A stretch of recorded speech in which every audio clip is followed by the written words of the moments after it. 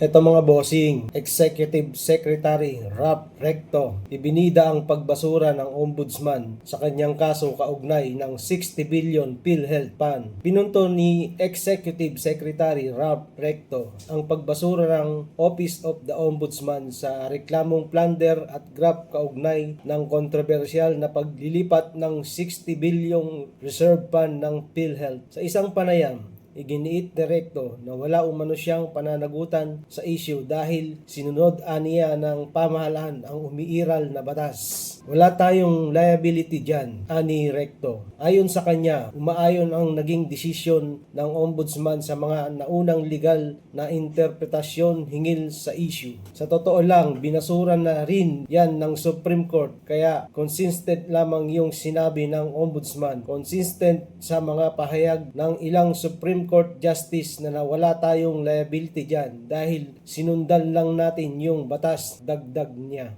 Gayunman, hindi pa tuluyang sarado ang usapin dahil naghain ng motion for reconsideration ang Coalition of Lawyer and Doctor upang baligtarin ang naging desisyon ng Ombudsman. Sa kabila nito, nanindigan si Recto na walang legal na pananagutan ang opisyal na sangkot sa paglipat ng pondo at iniuugnay niya ang patuloy na pag-question sa issue sa umiinit na sitwasyon pampolitika sa bansa. Alam natin lahat, mainit ang politika ngayon, aniya. Anong masasabi niyo mga bossing na ibinida pa ni ES Rap Recto na pagbasura ng Ombudsman sa kasong kaugnay ng 60 billion PhilHealth Fund? Anong masasabi niyo dyan mga bossing?